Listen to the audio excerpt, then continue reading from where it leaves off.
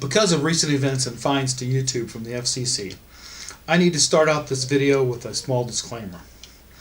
If you are watching this video and you are under the age of 13, please stop watching this video. You are not my target audience. As a matter of fact, there is nothing on this channel targeted toward your age group or younger. Now, if you are over 13, on with the show. The aim of this channel is to provide information for Dungeon Masters and players of the Dungeons & Dragons game. Greetings to everyone out there in the YouTube multiverse. Rod here. As you know, I started playing D&D back in the summer of 1978, and I know I'd found a game that I could play for life. Are you afraid of the Boogieman? Well, you should be. Lurking in the shadows of trees and buildings, silently waiting for its next victim. Now, naming this stealthy stalker the Shadow Butcher would be like putting another job title on its resume. Of all its colorful names, I prefer to call it crafty, clever, just like a fox, or night fox, as referred to in some of the lore that I've read. While living close to human villages, within easy striking distance, they hold humans in contempt with little regard for life. Groups of them will organize raids on villages at night, taking whatever they please and killing the innocent and defenseless people and creatures as if it were theirs to take in the first place. Of course, I am talking to you about today's Monster Monday creature. Here is our review on the ecology of the SKULK. First appearing in TSR UK, printed in 1981 Fiend Folio, and developed over the editions to a very crafty and clever adversary. My first run-in with the SKULK was in the Alderwig series, UK 2 and 3. Both of these modules are being reviewed by my friend over at RPG Fan here on YouTube. Now I'm going to put a link down below to part 1 of his review in the description area below.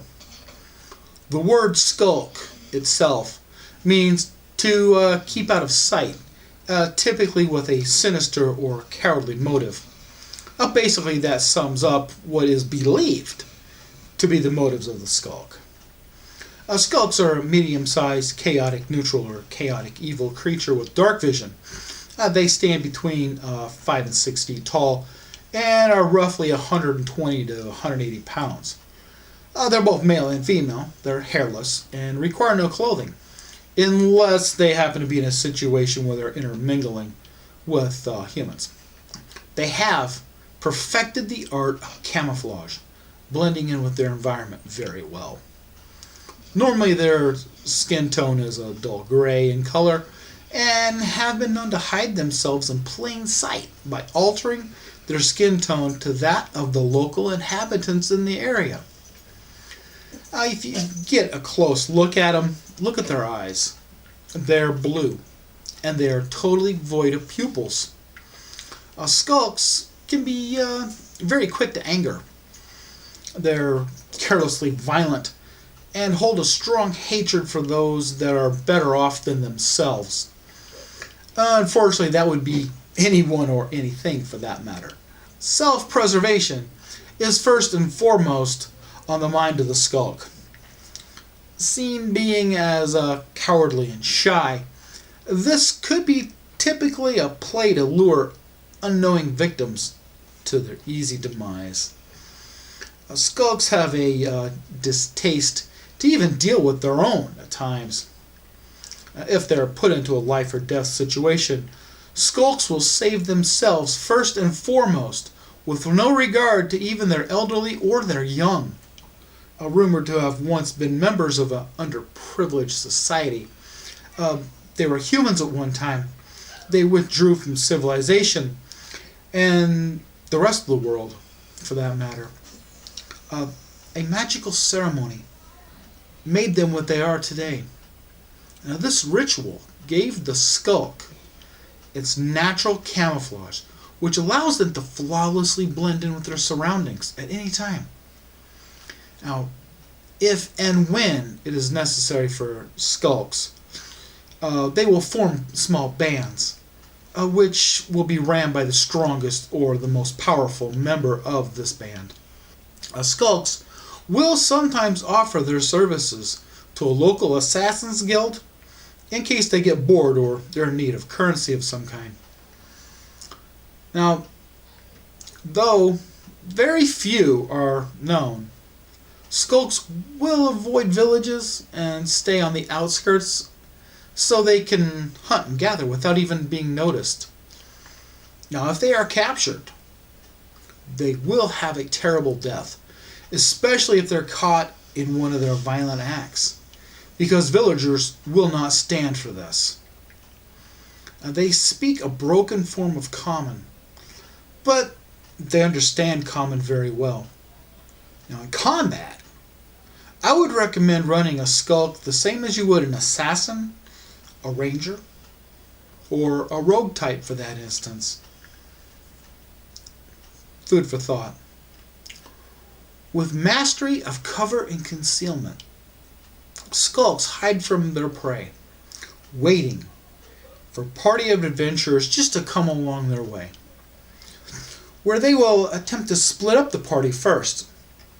I hear they will single out what they view to be the weakest link. Without hesitation, they will pounce down and use a coup de grace on their chosen helpless or appears to be helpless victim. They will never attack if they're outnumbered or see that things will not end up in their favor. They have been known to favor some weapons of such, like daggers, rapiers, and maybe even a light bow. Now, using their natural chameleon-type camouflage ability, they're able to hide even when running at full speed. They're even hard to detect through the use of magical spells, such as clairaudience, clairvoyance, and even locate creature. And in most cases, a ranger will only have a 5% chance or disadvantage on being able to effectively find and locate the trace of any skulk, or even follow its path for that matter. Now, basically, you'll not even notice it being there, unless you just happen to get lucky. Now, for those who are unfortunate enough to see a skulk raid or skulks murder someone, most people immediately believe that they've seen a ghost sighting, and it's been doing hellish acts to someone, and they'll view this as very gruesome. Because the skulk will leave no trace of their ever being there, skulk children are sought after, fetching a very high and desirable bounty. Some adventurers have even been known to retire after finding such creatures. These children are raised by slavers and thieves, and are known to become the perfect, undetectable, silent stalker, and even assassin for that matter. Now, evil skulks tend to worship deities devote to evil, deception, murder, treachery, assassin. Deities like Nero and Vecna. They find that skulks are among their loyalist of followers. Now, for those that aren't that evilly aligned, they have a couple other deities they follow, such as, hopefully I'll get this correct, Bakab or Olmamira. I hope I didn't slaughter that too bad. But their most revered deity is the god Serul, an evil god of lies, deceit, false promises, and treachery. Her domains are evil, knowledge, trickery, and her favored weapon is the dagger. Here's something I forgot to mention. If you observe your adolescent child talking to nothing or no one at all, Do not dismiss this as their imaginary friend. They could just be talking to a skulk. Now, all of our reference materials will be posted down below with direct links to DriveThruRPG for your convenience. And right over here is a couple of our other videos that we have made. Please watch, comment. If you can think of anybody that would benefit from our videos, please share it with them. If you're new to our channel, welcome to the show. Please consider subscribing and hitting that bell icon. Until next time, thank you for watching. Now grab that D8 and roll damage.